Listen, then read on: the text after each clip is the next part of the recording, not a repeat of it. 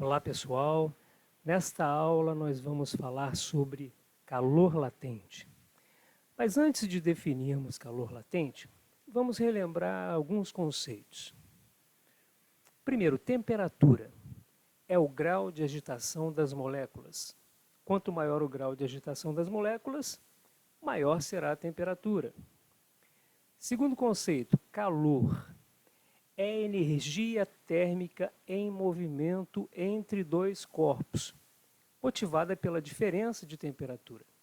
Essa energia sempre flui do corpo de maior temperatura para o corpo de menor temperatura. E o seu fluxo só cessa no momento em que a temperatura dos corpos envolvidos torna-se igual, ou seja, quando chegamos ao que nós chamamos de equilíbrio térmico. Lembraram? Lembrem da história do abraço, que a gente contou lá na aula sobre temperatura e calor. Um terceiro conceito que nós vamos relembrar é o conceito de calor sensível. O calor é dito sensível quando ele é capaz de alterar apenas a temperatura de um corpo. Lembram do Czinho, da letra C minúscula?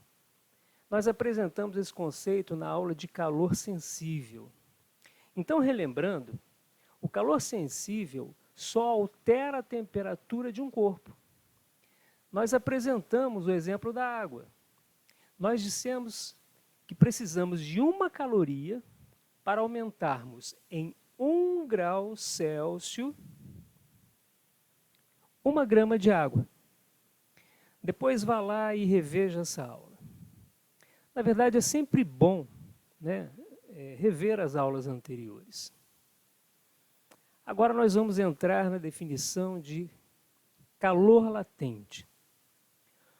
O calor latente é o tipo de energia associada à mudança de fase de agregação de uma substância qualquer, ou à mudança de estado de uma substância. Em termos práticos, calor sensível muda a temperatura de uma substância e calor latente muda o estado de uma substância.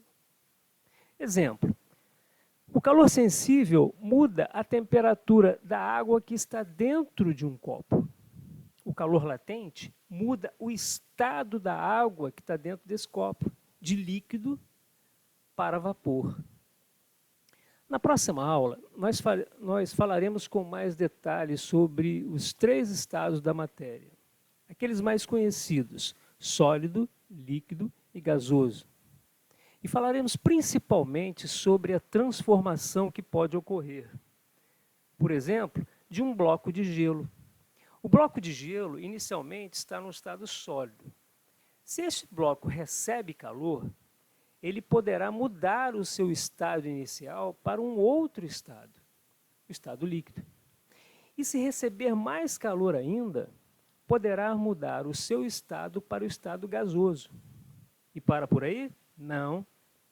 Eu poderia dizer que se ele receber mais calor ainda, ele pode se transformar em luz, que representa o plasma. Bom, mas na física básica, nós ficaremos apenas com esses 3 estados, sólido, líquido e gasoso, que é o que as universidades e o Enem cobram, né? Bom, mas voltando ao calor latente, ele está associado à característica da substância ou do material e também ao estado que irá mudar. Vamos considerar o seguinte: se é do estado sólido para o líquido ou do estado líquido para o gasoso.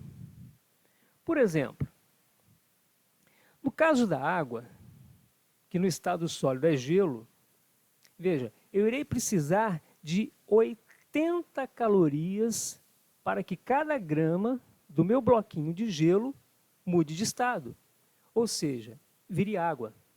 Nós chamamos essa mudança de fusão. Lembram da aula de conversão de escalas? Vai lá e deem uma revisada. E se eu tiver 2 gramas? Eu vou precisar, obviamente, de 160 calorias. E assim sucessivamente. Aí surge uma nova equação para calcularmos a quantidade de calor, que é esse Q. Nós já havíamos conhecido uma equação para cálculo da quantidade de calor quando estudamos calor sensível.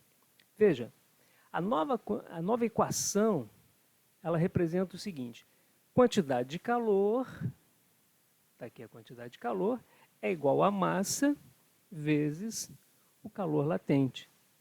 Ou seja, Q é igual a M vezes L. L maiúsculo, né? Para você não se esquecer dessa equação, lembre-se do Quimeleca. Brincadeira, gente. Mas vale para lembrar a fórmula, né?